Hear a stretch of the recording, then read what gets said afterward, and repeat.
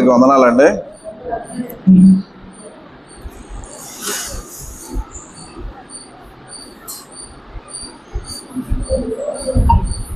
ఈరోజు మరి దేవుడు తెలియజేసిన మాట, దేవుని దృష్టి గురించి మరి దేవుడు తెలియజేశారు. కీర్తనలు 33వ కీర్తన 19వ వచనంలో మనం చూస్తే, యెహోవా దృష్టి ఆయన యందు భయభక్తులు గల వారి మీదను కృప మీదను నిలిచి ఉన్నదే. చాలానే దేవుని మహిమ కలుగును గాక. మరి ఆయన దేవుని యొక్క దృష్టి మరి గురించి మరి మాట్లాడుకుందాం.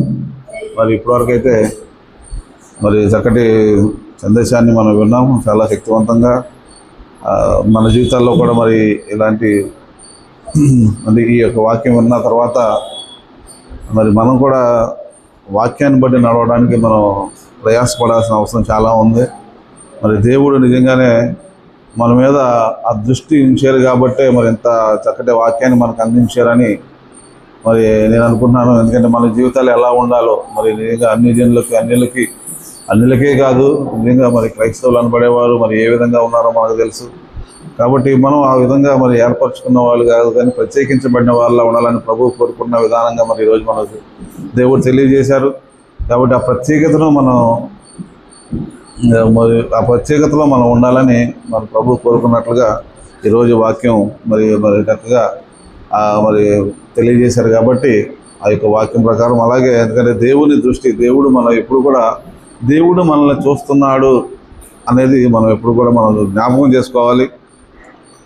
ఎందుకంటే ఆయన దృష్టి ఆయన యందు భయభక్తులు గారి మాధవేను ఆయన కృపకు కనికట్ట వారి మీద నిలిచి ఉన్నదంట. అంటే ఎవరి మీద నిలిచి ఉన్నదని మనం ఒకసారి జ్ఞాపకం చేసుకోవాలి. ఆయన యందు అంటే దేవుని దృష్టి ప్రతి ఒక్కరి మీద ఉంది. ఎవరైతే వివేకం గల వారు ఉన్నారో అని దేవుడు వెతుకుతున్నాడు అని మన కీర్తన 14లో మనం చూస్తూ ఉంటాం. అంటే ఎవరైతే వివేకం కలిగిన వారు, అంటే దేవుని అనుసరించే వాళ్ళు, ఆ యథార్థాన్ని కలిగిన వారి గురించి మరి దేవుడు వెతుకుతున్నట్లుగా మనం చూస్తున్నాం. మరి ఎందుకంటే ఆయన దృష్టి ఎవరి మీద అంటే ఆయన భక్తుల మీద దృష్టి ఉందంటే ఆ వారిని కాపాడటం కొరకు, వారిని మరి హెచ్చించడం కొరకు దేవుని దృష్టి ఉన్నది అనేది. ఎందుకంటే మనుషులు ఎలాంటి వారు అనేది మనం చూస్తే ఆదికాండంలోనే మనకు కనపడుతుంది. ఆదికాండము 6వ అధ్యాయంలో 5వ వచనం చూస్తే,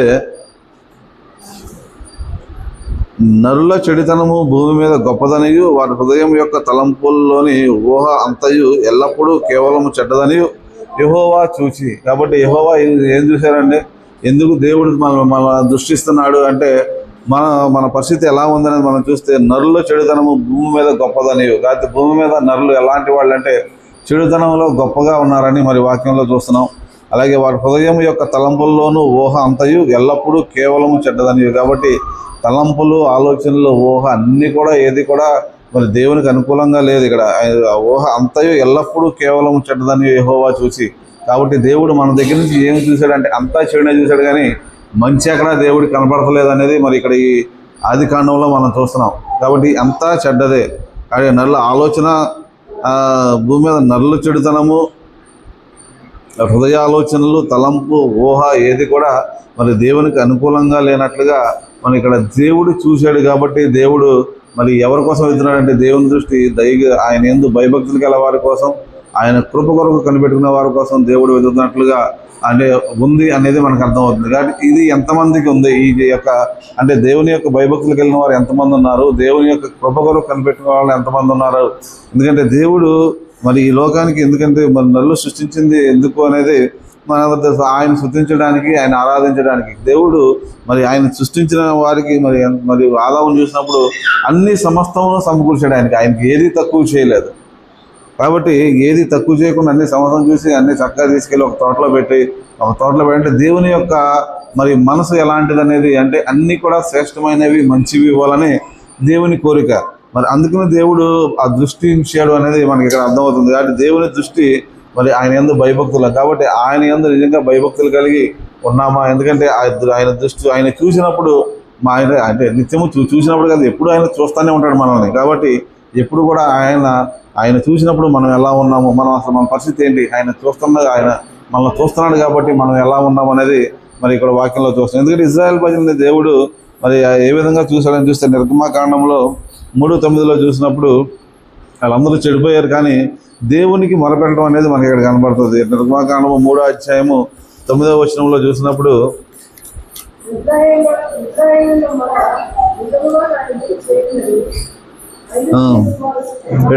చిన్న హింసను చూసి తిని, కాబట్టి ఇక్కడ వీళ్ళు యొక్క పరిస్థితి దేవుడికి తెలుసు. మరి 400 సంవత్సరాలు మరి వాళ్ళు ఎంత కఠినమైన శ్రమలు అనుభవించారో మరి వాళ్ళకి తెలుసు.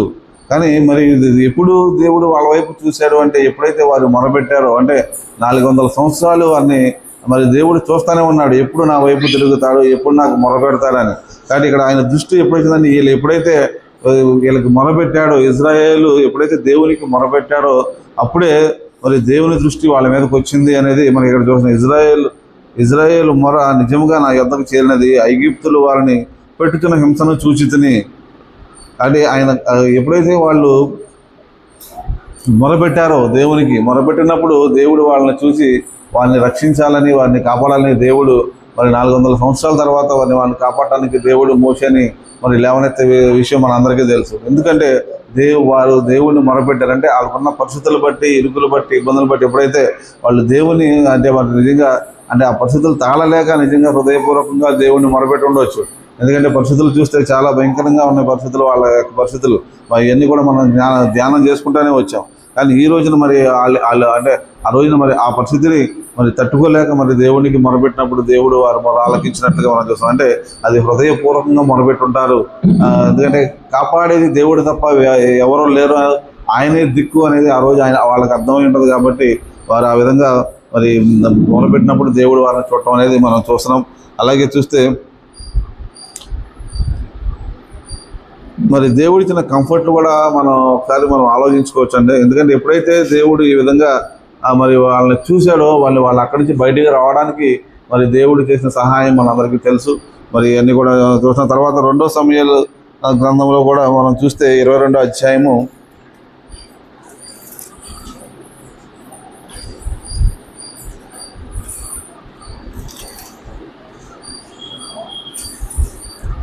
22వ అధ్యాయం 23 నుంచి చదువుతామండి. ఆయన న్యాయవిధులన్నిటినీ నేను లక్ష్యము చేయుచున్నాను, ఆయన కట్టడలను త్రోసివేసి వాడను కాను, దోషక్రియలు నేను చేయనొల్లకుంటేని ఆయన దృష్టికి యథార్థవంతుడైతని, కావున నేను నిర్దోషినై ఉండుట యెహోవా చూచెను, తన దృష్టికి కనబడిన నా చేతుల నిర్దోషతను బట్టి నాకు ప్రతిఫలం ఇచ్చాను. కాబట్టి ఇక్కడ దావీదు చెప్తున్నాడు ఆయన ఎలా ఉన్నాడు, నేను నా దోషక్రియలు నేను చేయనొల్లకుంటిని, ఆయన దృష్టికి యథార్థవంతుడైదని. దావీదుని దేవుడు ఏ విధంగా ఆశీర్వదించాడో, ఏ విధంగా లేవనెత్తాడో, ఏ విధంగా ఆయన అభిషేకించాడో అనేది మనందరికీ తెలుసు. కాబట్టి ఇక్కడ ఈయన చెప్తున్న మాట, నేను యెహోవా 22లో 27 చూస్తే నా నీతిని బట్టి ఆయన నాకు ప్రతిఫలం ఇచ్చాను, నా నిర్దోషత్వాన్ని బట్టి నాకు ప్రతిఫలం ఇచ్చాను, యెహోవా మార్గంలో నేను అనుసరించుచున్నాను, భక్తిహీనుడినై నా ప్రభువును విడిచిన వాడను కాను, ఆయన నా న్యాయ విధులన్నింటినీ నేను లక్ష్యము పెట్టుచున్నాను, ఆయన కట్టడలను త్రోసివేసి వాడను కాదు. కాబట్టి దావీదు ఏ విధంగా ఉన్నాడంటే ఆయన నీతిని బట్టి నాకు ప్రతిఫలం ఇచ్చాను. ఎందుకంటే దేవుడు ఎందుకు ఆశీర్వదించాడు దావీదునంటే ఆయన నీతిని బట్టి, ఆయన యథార్థతను బట్టి ఆయన ఆశీర్వదించాడు. ఆయన కట్టడలను తోసివేసిన వాడను కాను. కాబట్టి దేవుడు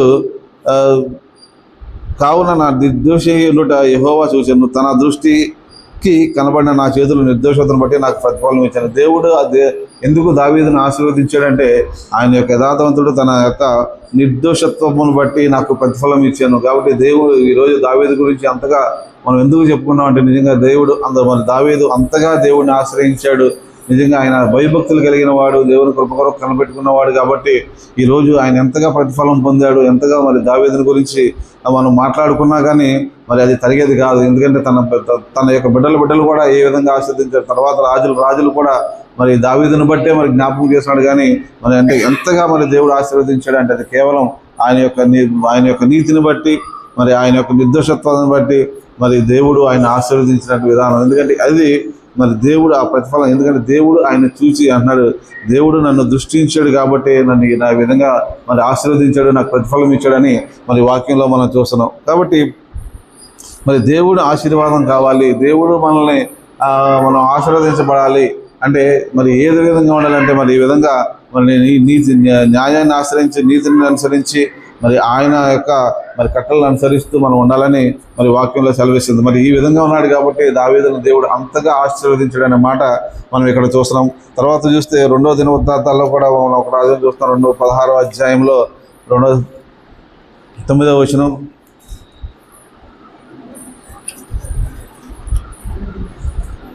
తన ఎడల యథార్థ హృదయం గలవారిని బలపరచుటకై యెహోవా కనుదృష్టి లోకమందంతటా సంచారము చేయుచున్నది. కాబట్టి ఇక్కడ కూడా మరి చెప్తున్నాడు. ఇక్కడ మరి ఆశా అనే రాజును గురించిన మాట ఇక్కడ తన ఎడల యథార్థ హృదయములు గలవారిని బలపరచుటకై యెహోవా కనుదృష్టి లోకమందంతటా సంచారం చేయనున్నది. కాబట్టి యథార్థ హృదయం గలవారి కొరకు మరి దేవుడు వెతుకుతున్నాడంట. కాబట్టి మనం మరి ఏ విధంగా ఉన్నాం అనేది కూడా, ఎందుకంటే యథార్థమైన మరి హృదయం కలిగి మరి దేవుణ్ణి ఆరాధిస్తున్నామా అనేది. ఎందుకంటే ఇందాక మనం చెప్తున్నట్టు వేరే అగ్ని వచ్చినప్పుడు వాళ్ళిద్దరు కూడా చనిపోయారు. ఎందుకంటే యథార్థ హృదయంతో అంటే దేవుణ్ణి ఆరాధిస్తున్నామని చెప్పేసి మనసులో ఇంకోటి పెట్టుకుని, లేకపోతే మనం ఇంకోటి పెట్టుకుని ఆరాధించడం వల్ల మరి దేవుని కోపం రగులుకుంటుంది అనేది మనకి ఈరోజు అర్థమైంది. కాబట్టి మరి ఏ విధంగా నిజంగా యథార్థంగా మరి దేవుణ్ణి మనం ఆరాధిస్తున్నామా, దేవుణ్ణి మనం ప్రేమిస్తున్నామా. ఎందుకంటే ఆయన దృష్టి ఎవరి మీద ఉందంటే మరి లోకమందంతటా ఎవరి మీద సంచారం చేస్తుంది, యథార్థ హృదయం గలవారి వరకు మరి సంచారం చేస్తుందంట. కాబట్టి ఆ యథార్థత మనలో ఉందా లేదా అనేది కూడా మనం ఒకసారి మనం ఆలోచించుకోవాల్సని మరి వాక్యంలో మనం చూస్తున్నాం. ఎందుకంటే కీర్తనలో 33వ కీర్తనలో మనం చూసినప్పుడు, ఇందాక మనం చదువుకున్న కీర్తన 33వ కీర్తన 19వ అధ్యాయం నుంచి వచనం నుంచి చదివితే,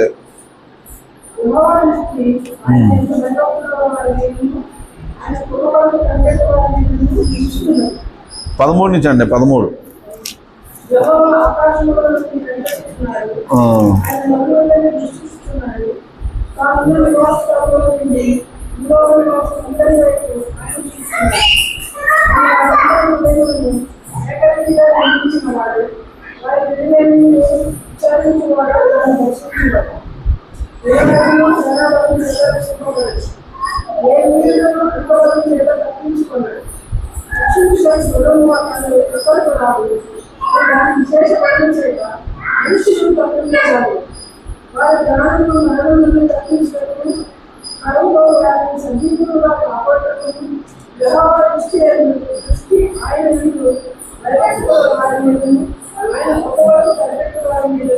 ఉన్నది. కాబట్టి ఎందుకంటే యెహోవా వారి ప్రాణమును మరణము నుండి తప్పించడానికి, కరువులో వారిని సజీవులుగా కాపాడడానికి. అంటే దేవుడు ఎంతగా అంటే ఆయన ఎందుకు భయభక్తులు గారి వారిని కాపాడుతున్నాడు అంటే, ఆయన మరణము నుండి తప్పించడానికి, కరువులో వారిని సజీవులుగా కాపాడతాను. కాబట్టి అంటే ఏది కూడా మన మీద శత్రువు ఏది కూడా అధికారం చేయడానికి వీలు లేకుండా మరణం నుంచి కాపాడుతున్నాడు.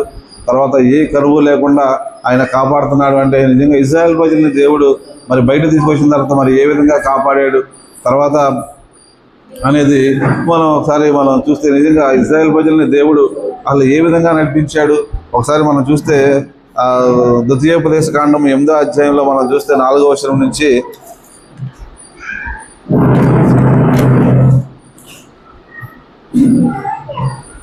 3వ వచనం చూద్దామండి. ఆహారం వలన గాక యెహోవా సెలవిచ్చిన ప్రతి మాట వలన నరులు బ్రతుకుదురని నీకు తెలియజేయటకు ఆయన నిన్ను అణచి నీకు ఆకలి కలిగజేసి, నీవే గాని నీ పితరులే గాని ఎన్నడెరగని మన్నాతో నిన్ను పోషించను.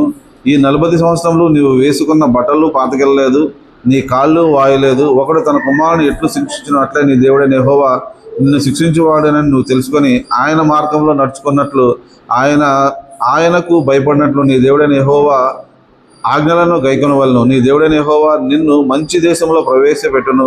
అది నీటి వాగులను, లోయల నుండి, కొండలలో నుండి, పారు ఓటలను, అగాధ జలములను గల దేశము. అది గోధుమలను, యావలను, ద్రాక్ష చెట్లు, అంజూరపు చెట్లు, దానిమ్మ పండ్లను గల దేశము. ఒలీవలను తేనెయు గల దేశము. కరువు అనుకోకుండా నీవు ఆహారము తిని దేశము. అందులో నీకు ఏ లోపము ఉండదు. అది ఇనుప రాళ్ళు గల దేశము. దాని కొండల్లో నీకు రాగి త్రవ్వి తీయవచ్చును. నీవు తిని తృప్తి పొంది నీ దేవుడైన యెహోవా నీకు ఇచ్చిన మంచి దేశమును బట్టి ఆయనను స్తుతింపవలెను. కాబట్టి దేవుడు ఏ విధంగా ఆశీర్వదిస్తున్నాడు అనేది మరి ఇశ్రాయేల్ ప్రజలు నడిచిన విధానాన్ని మనం చూస్తున్నప్పుడు, ద్వితీయోపదేశ కాండం 8వ అధ్యాయము 4వ వచనం నుంచి అంటే మనం చదివింది. కాబట్టి ఈ 40 సంవత్సరం నీవు వేసుకున్న బట్టలు పాతకెళ్ళలేదు, నీ కాలు వాయలేదు. అసలు ఏ విధంగా మరి దేవుడు మరి నడిపించాడు? నిజంగా బట్టలు వాయకుండా మరి కాళ్ళు వాయకుండా మనం నడవడం అంటే 40 సంవత్సరాలు నడవడం అంటే అది మామూలు విషయం కాదు. అంటే దేవుడు ఆయన మీద ఆనుకున్న ప్రజలను దేవుడు ఏ విధంగా కాపాడుతాడు అంటే అసలు నిప్పు అనేది తగలకుండా, నిజంగా ఆయాసం లేదు, అలసట లేదు, నొప్పి లేదు, అసలు కనీసం బట్టలు ఉతుకునే పరిస్థితి లేదు, బట్టలు కూడా నలగలేదంటే అంటే ఎంతటి కంఫర్ట్ దేవుడు, ఎంతటి మంచి వాతావరణాన్ని మరి దేవుడు వారు అనుగ్రహించాడు. అంటే నడవడానికి అంటే అలసట రాని వాతావరణము, బట్టలు చెమట పట్టని వాతావరణము, మరి వాళ్ళైతే అంటే ఎలాంటి పరిస్థితులు దేవుడు వాళ్ళకి అనుగ్రహించాడు అనేది మనం ఒకసారి ధ్యానించుకోవచ్చు. నిజంగా 40 సంవత్సరాలు నడవడం అంటే మనం ఎక్కడి నుంచి ఊరికి ఆ రోడ్డు సందు చివర నడవడానికి ఈ రోజుల్లో మరి ఎంతో ఆయాస పడిపోతున్నాం. కానీ ఇక్కడ మరి వారికి ఆయాసం లేదు. మరి ఈ విధంగా మరి దేవుడు అంటే దేవుని ప్రేమించిన వారిని దేవుడు మరి ఏ విధంగా కాపాడుతాడు అనేది, మరి అంటే ఏ విధంగా కంఫర్ట్ ఇస్తాడు అనేది మనకి ఇక్కడ అర్థమవుతుంది. అందుకే యెషయా గ్రంథము 40వ అధ్యాయంలో కూడా మరి అదే ఉంటుంది. యవ్వనులు తొట్టిల్తారు కానీ మరి యెహోవా యందు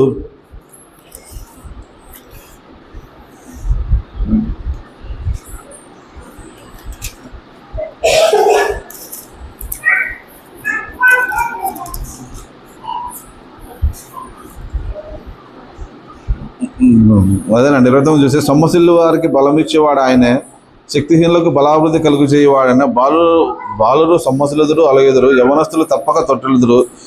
యెహోవా కొరకు ఎదురు చూచువారు నూతన బలం పొందుదురు. వారు పక్షిరాజు వలె రెక్కలు చాపి పైకి అలయక పరిగెత్తుదురు, సొమ్మసిల్లక నడిచిపోదురు. కాబట్టి యెహోవా కొరకు ఎదురు చూచేవారు కాబట్టి దేవుణ్ణి ఆశ్రయించిన వారు ఏ విధంగా బలం పొందుకుంటారు అనేది మనం ఇక్కడ ఇజ్రాయెల్ ప్రజలని మనం ఇక్కడ చూస్తున్నాం. వాళ్ళు ఎరగని మన్నాతో దేవుడు పోషించాడు వాళ్ళని.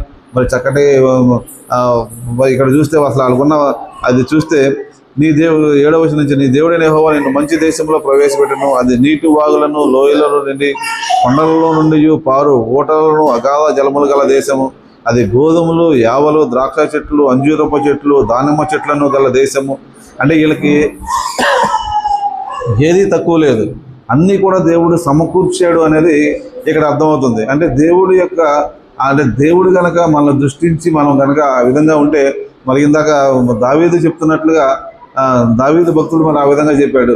మరి ఇక్కడ చూస్తే మరి వీళ్ళు కూడా చూసినప్పుడు వీళ్ళకి ఎలాంటి కంఫర్ట్ అంటే సమస్తము దేవుడు వాళ్ళకి అనుగ్రహించాడు. ఎవరంటే మరి వాళ్ళన్న అవన్నీ కూడా దేవుడిని ఎప్పుడైతే అనుసరిస్తామో ఇక్కడ అన్నాడు, నేడు నీకు ఆజ్ఞాపించిన ఆయన ఆజ్ఞలు విధులు కట్టులను నీవు అనుసరించక నీ దేవుడైన యెహోవాను మర్చి కడుపారా తిని. కాబట్టి ఇవన్నీ కూడా దేవుడు ఇస్తున్నాడు కాబట్టి ఇవన్నీ నువ్వు మర్చిపోతావేమో, చాలా జాగ్రత్త. మర్చిపోతే మళ్ళా కిందన్నీ శాపాలు ఉంటాయి. కాబట్టి దేవుణ్ణి ఆశ్రయించిన వారు దేవుడిచ్చే మరి ఆ యొక్క ఆశీర్వాదం, ఆ కంఫర్ట్ అనేది మనం ఆలోచించుకోవాలి. కాబట్టి దీన్ని బట్టి మన యొక్క జీవితాల్లో మనం ఆలోచించుకోవాలి. కాబట్టి ఇక్కడ 33లో కూడా అదే దేవుడు చెప్తున్నాడు. కాబట్టి వాళ్ళకి ఎలాంటి ఇబ్బందికర పరిస్థితి రాకుండా మరి దేవుడు మరి కాపాడాడు, మరణం నుంచి కాపాడాడు, అలాగే కరువులో వారి సజీవులుగా కాపాడాడు అనే వాక్యం సెలవిస్తుంది. కాబట్టి ఇవన్నీ కూడా ఎవరంటే యెహోవా కొరకు, యెహోవా దృష్టి ఎవరి మీద అయితే ఉందో వాళ్ళు యెహోవా ఆకాశం నుండి కనిపెట్టుచున్నాడు, ఆయన నరులందరినీ దృష్టించుచున్నాడు. కాబట్టి ప్రతి ఒక్కరిని కూడా మరి ఆయన దృష్టిస్తున్నాడు. ఎవరైనా నన్ను చూడట్లేదు అనుకోవడానికి వీల్లేదు.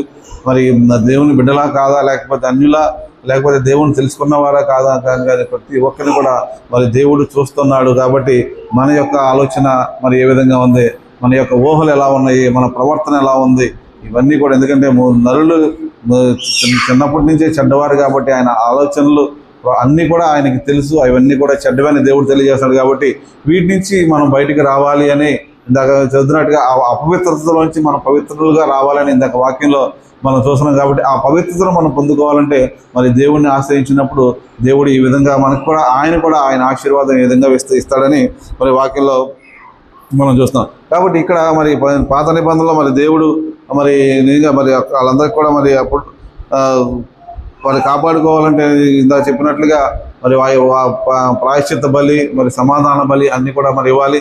కానీ దేవుడు మన దగ్గరికి వచ్చేసరికి ఆయనే మన దగ్గరికి వచ్చి ఆయనే మరి ఆ బలి అవ్వడం అనేది దేవుడు మనకిచ్చిన గొప్ప మరి ఇది ఆశీర్వాదం అనేది మనం అనుకోవాలి. గల్తీ రాసిన పత్రిక 1వ అధ్యాయంలో మన 4వ వచనంలో చూస్తే, తండ్రి అయిన దేవుని చిత్త ప్రకారము క్రీస్తు మనలను ప్రస్తుత దుష్టకాలంలో నుండి విమోచింపవలనని మన పాపంలో నిమిత్తమై తన్ను తాను అప్పగించుకొనును. కాబట్టి ఈ లోకంలో మనం ఉంటున్నాము. లోకంలో నుండి మనల్ని బయటపడవేయడానికి ఈ దుష్టకాలం నుంచి ఇక్కడ అన్నాడు, ప్రస్తుత దుష్టకాలంలో నుండి విమోచింపవలనని మన పాపముల నిమిత్తము తను అప్పగించుకొనును. కాబట్టి మనల్ని ఈ దుష్టకాలంలో నుంచి, ఎందుకంటే దేవుడికి తెలుసు చెడుతనం, మన యొక్క ఆలోచనలు తలంపులు అన్నీ తెలుసు. కాబట్టి వీటి నుంచి మనం బయటపడాలని యేసు ప్రభు వారే ఆయనే తనకు తానుగా మరి ఈ లోకానికి వచ్చి మన యొక్క దుష్టకాలం నుంచి మనల్ని విడిపించడానికి ఈ లోకానికి వచ్చినట్లుగా వచ్చారు అనే విషయం మనందరికీ తెలుసు, నమ్ముతున్నాం. కాబట్టి ఇవన్నీ కూడా ఎందుకు ఈ విధంగా ప్రభు ఇచ్చారంటే, ఇవన్నీ కూడా మనకు ఆశీర్వాదాలుగా, ఎవరైతే ప్రభువుని ఈ విధంగా నమ్ముకుంటారో, తెలుసుకుంటారో, మన దేవుడు నా కొరకు చనిపోయాడు అనేది మనం అనుకుంటారో, మరి దేవుని దగ్గరికి వచ్చినప్పుడు దేవుడిచ్చే మన ఆశీర్వాదం చూస్తే, మరి ఎఫెసీయులకు రాసిన పత్రికలో మరి 1వ అధ్యాయంలో మనం చూసినప్పుడు 3వ వచనం, మన ప్రభువైన యేసుక్రీస్తు యొక్క తండ్రి యొక్క దేవుడు స్థింపబడును గాక, ఆయన క్రీస్తునందు పరలోక విషయంలో ఆత్మ సంబంధమైన ప్రతి ఆశీర్వాదము మనం అనుగ్రహించెను. కాబట్టి దేవుడు ఇక్కడ మనకేమి ఇచ్చాడంటే, ఆయన చేసిన ఆ బలియాగమే కాకుండా ఎవరైతే వాళ్ళు ఉంటారో వాళ్ళకి ఆత్మ సంబంధమైన ప్రతి ఆశీర్వాదము మనకు అనుగ్రహించాడు. కాబట్టి ఈరోజు దేవుడు అన్ని ఆశీర్వాదాలు మనకి ఇచ్చేసాడని వాక్యంలో మనం చూస్తున్నాం. కాబట్టి మనం ఇంకా ఆశీర్వాదాలు నాకు రావట్లేదు, ఆశీర్వాదాలు మనం పొందుకోవట్లేదు అంటే ఇది ఎవరి తప్పు అంటే ఇది మన తప్పే అనేది మనం గ్రహించాలి. ఎందుకంటే నేను ఆశీర్వదించబడట్లేదు, నేను ఇంకా దేవుడు నన్ను చూడట్లేదు, దేవుడు నన్ను ఎందుకు నా చెయ్యి విడిచేశాడు, దేవుడు నా మొరలో దేవుడు ఆలకించట్లేదు అని మనం అనుకుంటూ ఉంటాం. కానీ దేవుడు ఆల్రెడీ ఇక్కడ చెప్తున్న మాట, ప్రతి ఆత్మ సంబంధమైన ఆశీర్వాదము మనకు అనుగ్రహించాను. కాబట్టి అనుగ్రహించిన ఆశీర్వాదాలు మనం ఎందుకు పొందుకోబోతున్నామంటే, దేవుని కనుదృష్టి అంటే ఆయన దృష్టి అంటే మన మీద మలుచుకోలేకపోతున్నాం. ఎందుకంటే ఆయన ఎందుకు భయభక్తుల వారి కోసం, ఆయన కృప కొరకు కనిపెట్టుకోవడం కోసం ఆయన దృష్టి ఉందని వాక్యం సెలవిస్తున్నప్పుడు, మరి ఆయన దృష్టి మన మీదకి మలుచుకోవాలి అంటే ఆయన చూస్తాం అంటే బాధపడకుండా మనల్ని ఆశీర్వదించడానికి ఆయన దృష్టి మన మీద మళ్ళాలి అనేది మరి ఇక్కడ మనం ఆలోచించుకోవాలి. ఎందుకంటే సమస్తము ఆయన మనకు అనుగ్రహించాడు. కాబట్టి మనం పొందుకోవడమే మన ఆలస్యం. కాబట్టి అది మన చేతుల్లో ఉంది. కాబట్టి అది దేవుడు ఇవ్వడానికి అన్నీ ఇచ్చేసాడు. కానీ మనం పొందుకోవాలంటే మనం చేయాల్సిన పని ఏంటి? మరి ఇందాక వాక్యం అంతా కూడా మరి అదే, మనం ఎలా ఉండాలి ఏంటి అనేది, ప్రత్యేకించబడిన వారిలా ఉండాలి, లోకంలో ఉండకూడదని ఇందాక ఈ వాక్యం అంతా కూడా మరి చక్కగా వివరించారు. కాబట్టి ఈ రోజున మనకి మరి దేవుడు వాళ్ళది ఆశీర్వాదాలన్నీ మీ ముందున్నాయి. కాబట్టి మీ ప్రవర్తన బట్టి, మన నడకను బట్టి, మన ప్రవర్తన బట్టి దేవుడు మనకు ఆశీర్వాదం అనేది ఇస్తాడని మరి ఈ వాక్యంలో మనం చూస్తున్నాం. కాబట్టి ఇక్కడ 9వ వచనంలో కూడా చూస్తే, ఆయన తన దయా సంకల్పం తన చిత్తమును గూర్చి మర్మమును మనకు తెలియజేసును, మనకు సంపూర్ణమైన జ్ఞాన వివేచన కలుగుటకు ఆ కృప మన ఎడల విస్తరింపజేసాను. కాబట్టి ఏంటంటే ఆ మర్మము తెలుసుకోవడానికి, దేవుని యొక్క మర్మాలు తెలుసుకోవడానికి మనకి సంపూర్ణమైన జ్ఞాన వివేచన కలుగుటకు ఆయన కృప మన ఎడల విస్తరింపజేశాడంట. కాబట్టి ఆ జ్ఞాన వివేచన దేని కొరకంటే, దేవుని యొక్క మర్మాలు తెలుసుకోవడానికి దేవుని యొక్క జ్ఞానము వివేచన కూడా అది కూడా దేవుడు మనకు అనుగ్రహించాడు. కాబట్టి ఈ లోకం నేను జ్ఞానిని, ఈ లోకం నాకు అంతా తెలుసు, నాకు అన్నీ తెలుసు అనుకుంటే కంటే మన దేవుడు చెప్తున్నాడు జ్ఞాన వివేచన కలుగుటకు, అంటే ఆయన మర్మాలు తెలుసుకోవాలంటే ఆయన యొక్క జ్ఞానము వివేచన మనకున్నప్పుడే దేవుని మర్మాలు తెలుస్తాయి అని మరి కలుగుటకు ఆయన కృప మన ఎడల విస్తరింపజేసింది. కాబట్టి ఆయన కృప మనకు ఎందుకు ఉందంటే, ఆయన మన పట్ల ఆయనకున్న ప్రణాళిక, ఆయన మనకి ఏం చేశాడో మనం తెలుసుకోవడానికి, మనకి ఏం చేయబోతున్నాడో తెలుసుకోవడానికి, దేవుడు ఆ మర్మాలు మనకు తెలియడానికి ఆయన యొక్క జ్ఞాన వివేచన మనకు ఇచ్చాడు. కాబట్టి ఆ జ్ఞాన వివేచన మనకు నిజంగా దేవుని పక్షాన మనం ఉంటే, దేవుని యొక్క దయ, దేవుని యొక్క కృప మన ఎడల ఉన్నప్పుడు తప్పకుండా మరి అవి తెలుసుకోవడానికి, ఎందుకంటే ఆ యొక్క ఆశీర్వాదాలు మనకు కావాలంటే మరి మళ్ళా దేవుడిచ్చి ఆ జ్ఞాన వివేచన మనకు ఇచ్చినప్పుడే దేవుడిచ్చి ఆశీర్వాదాలు మనం తెలుసుకోగలుగుతాము, పొందుకోగలుగుతాము. కాబట్టి అవి పొందుకోవాలంటే తప్పకుండా మళ్ళా మరి దేవుడే మనకు ఆధారం. కాబట్టి మరి మళ్ళా దేవుని దగ్గరికి వచ్చి ఆయన యందు భయభక్తులు కలిగి ఉంటే, మరి ఆయన ఎప్పుడైతే మనం పూర్ణ హృదయంతో ఆయన అనుసరించగలుగుతామో, ఆశ్రయించగలుగుతామో, అప్పుడే దేవుడు మరలా మరి మన వైపు చూస్తాడని మరి వాక్యం సెలవిస్తుంది. కాబట్టి ఈ విధంగా దేవుడు ఎప్పుడు కూడా మరి తోసివేయడానికైతే సిద్ధంగా లేడు. కానీ కాకపోతే మనమే బయటికి వెళ్ళడానికి మనం సిద్ధంగా ఉన్నాం తప్ప ఆయన ఎప్పుడు తోసివేయడానికి సిద్ధంగా లేడు. ఎందుకంటే వాళ్ళు అన్య ఆచారాలు చేశారు, అన్య దేవతలను అన్య అగ్ని తీసుకొచ్చారు. కాబట్టి వాళ్ళు పాలెం వెలుపలికి వెళ్ళిపోయారంటే వాళ్ళు చేసిన తప్పు మరలా ఈరోజు మళ్ళా దేవుడు మనకు గుర్తు చేస్తాడు. కాబట్టి ఆ తప్పులు మనం చేయకుండా పాలెం వెళ్ళిపోకుండా మరి దేవుని సన్నిధిలో మనం ఉండాలంటే మన యొక్క ప్రవర్తనలో మన యొక్క సమస్తము కూడా మార్చుకోవాలని, మరి ఆ పాలెం వెలుపల మనం అన్ని జనులకు ఇచ్చిన దానిలో మనం వెళ్ళకూడదు. ఎందుకంటే అది వాళ్ళకే. కాబట్టి మనం మరి దేవుని యొక్క పిలుపులో ఉన్నాము, దేవుడి ఏర్పాటులో ఉన్నాము కాబట్టి మనం దానిలోకి వెళ్లకుండా చాలా జాగ్రత్తగా మన జీవితాలు కాపాడుకోవాలని మరి వాక్యంలో మనం చూస్తున్నాం. ఆఖరిగా చూస్తే 10వ వచనంలో 2:10 ఎఫ్ఎసీయులకు రాసిన పత్రిక, మరియు వాటి యందు మనం నడుచుకోవడం వల్లనే దేవుడు ముందుగా సిద్ధపరిచిన సత్క్రియలు చేయుటకే మనము క్రీస్తు యేసునందు సృష్టింపబడిన వారు ఆయన చేసిన పనివారమై ఉన్నాము. కాబట్టి ఏం చేయాలంటే దావీదు ఎందుకు ప్రతిఫలం పొందాడు అంటే దావీదు అన్ని కూడా మరి దేవుడిని అనుసరించాడు, దేవుడి ప్రకారం నడిచాడు, మరి సత్క్రియలు చేశాడు, అన్నీ చేశాడు. కాబట్టి ఇక్కడ మనం కూడా ఆశీర్వదింపబడాలంటే మరియు వాటి యందు నడుచుకునే వాళ్ళని దేవుడు ముందుగా సిద్ధపరిచే సత్క్రియలు చేయటకే మనము క్రీస్తు యేసునందు సృష్టించబడము. మనం ఎందుకు సృష్టించబడ్డామంటే సత్క్రియలు చేయడానికి. కాబట్టి మంచి పనులు, దేవుని యందు మంచి పనులు చేయడానికి మనం సృష్టించబడ్డాము అనే వాక్యం మనం చూస్తున్నాం. ఎందుకంటే ఆయన పనివారమై ఉన్నాం, ఆయన చేసిన పని వారమై ఉన్నాం. కాబట్టి మనం దేని కొరకు ఆయన సృష్టించాడు కాబట్టి ఆయన పరివారమైన కాబట్టి ఆయన చేసిన సత్క్రియలు, ఆయన ద్వారా మనం చేయవలసిన సత్క్రియలు అది మాట చెప్పుకోవడమే కానీ మరి ఏదైనా కానీ మనం ఆ సత్క్రియలు అనేది మనం ప్రభు పేరిట మనం చేసినప్పుడే మరి దేవుడు మనకి ఆ ప్రతిఫలం అనేది మనకి కలుగుతుంది. దేవుడు మరి దావీదుకి ఇచ్చిన ఎందుకు అంత ప్రతిఫలము, ఎందుకు దావీదు అంతగా ఆశీర్వదించబడ్డాడు అంటే ఆ ప్రతిఫలాన్ని ఎందుకు పొందుకున్నాడు, తరతరాలకి దావీదు ఆశీర్వాదకరంగా ఎందుకు మారాడు అంటే ఆయన మరి దేవుని పట్ల చూపించిన క్రియ. తప్పు చేశాడు కానీ అయినా సరే మరి దేవుణ్ణి పాదాలు పట్టుకున్నాడు, తప్పు నుంచి మళ్ళా బయటకు వచ్చాడు, మళ్ళా దేవుని పాదాలు పట్టుకున్నాడు. మరి 51వ కీర్తన అదే, పరిశుద్ధాత్మ నాకు దూరం చేయకు, హిస్సోపుతో నన్ను కడుగు అని చెప్పేసి మళ్ళీ ఎప్పుడైతే దేవుని పాదాలు పట్టుకున్నాడు, మళ్ళా నిజంగా దావీదును దేవుడు అంతగా ఆశీర్వదించిన దేవుడు ఈరోజు నిన్ను నన్ను కూడా ఆశీర్వదించడానికి సిద్ధంగా ఉన్నాడు. కాబట్టి మనం కూడా చేయాల్సింది ఏంటంటే మరి దావీదులాగా మరి దేవుడు కోరుకున్నట్లుగా ఆయన యందు భయభక్తులు కలిగి ఉండాలి. ఆయన కృప కొరకు కనిపెట్టుకున్నప్పుడు ఆయన కృప మనల్ని ఈ విధంగా మనకి విస్తరింపజేస్తుంది. అలాగే మరి ఆయన ఎప్పుడైతే మనం ఆయన భయభక్తులు కలిగి ఉంటామో ఆయన మర్మాలు మనకు తెలియజేసి మనల్ని ఇంకా ఆయన యొక్క మర్మాలు తెలియజేసినప్పుడు మనం ఇంకా ఆశీర్వాదకరంగా ఉండడానికి, అనేకులకు ఆశీర్వాదకరంగా ఉండడానికి మరి ఇక్కడ చెప్తున్నారు. ఎందుకంటే సత్క్రియలు చేస్తే మరి ఆ సత్క్రియలు చేయడానికే మనం క్రీస్తు యేసును సృష్టించబడడం. కాబట్టి మంచి పనులు చేయాలి అంటే నిజంగా దేవుడు మనలో ఉన్నప్పుడే మనం ఆ ప్రేమను చూపించగలుగుతాం. దేవుడు మనలో ఉన్నప్పుడే ఆ పనులు మనం చేయగలుగుతాం. ఎందుకంటే ఆయన లేకుండా మనం సంపూర్ణంగా అంటే హృదయపూర్వకంగా చేయలేం. కాబట్టి ఆ పనులు చేసినప్పుడు మరి దేవుడు మన పట్ల సంతోషించినప్పుడు దేవుడు నిజంగా మనం కూడా ఎంతో సంతోషంగా దేవుడు మన యొక్క ఆశీర్వాదం పొందుకునే వారంగా మనం ఉంటాము. కాబట్టి ఈ విధంగా మరి దేవుని దృష్టి మన మీదకి రావాలంటే మనం ఏ విధంగా నడుచుకోవాలో మరి ఈరోజు సందేశాలన్నీ కూడా మరి మొదటి సందేశంగా మనం తీసుకుని మరి ఆయన పరిశుద్ధుడు కనుక మనం కూడా ఆయన యొక్క పరిశుద్ధుల్లో మనం నడవాలని ఆయన కోరుకుంటున్నాడు. కాబట్టి ఈ విధంగా మరి ఆయన కనుదృష్టి ఎవరి మీద ఉందంటే మరి భయభక్తులు గల వారి మీద ఉందని మనం చూస్తున్నాం. కాబట్టి మరి దేవుని యందు భయం, ఎందుకంటే ఆ యోబును కూడా మనం చూస్తున్నాం. నిజంగా ఆయన భయభక్తులు గలవాడు, యథార్థవంతుడని దేవుడు ఇచ్చిన సర్టిఫికేట్ని చూసినప్పుడు నిజంగా ఆయన నిజంగా ఆయన ఎంత భయభక్తులు కలిగిన వాడు. కాబట్టి దేవుడిని వదలలేదు. ఎందుకంటే ఎప్పుడైనా సరే మనం చదువుకున్నాం, నేను రాజులాగా వెళతాను అని. నిజంగా ఎంత కాన్ఫిడెంట్గా మరి ఆయన చెప్తున్నాడు, నేను రాజులాగా దేవుని సన్నిధిలోకి వెళ్తానంటే నిజంగా దేవుడు అంటే ఎంత భయభక్తులు కలిగిన వాడు. అసలు ఆ దేవుని గురించి చెడు ఆలోచించడానికి కూడా ఆయన ఎంత భయపడుతున్నాడు. ఎందుకంటే రేపొద్దు నేను దేవుని ముందు నేను నుంచోవాలి, దేవుడి ముందు నుంచి నేను ఏం సమాధానం చెప్పాలి, కాబట్టి నేను తప్పు చేయను అనే ఆలోచన మరి యోబు దగ్గర ఏ విధంగా మనం ధ్యానించామో మరి ఆ విధంగా మనం కూడా తప్పు చేయాలంటే రేపొద్దున దేవుని దగ్గర మనం సమాధానం చెప్పాలి.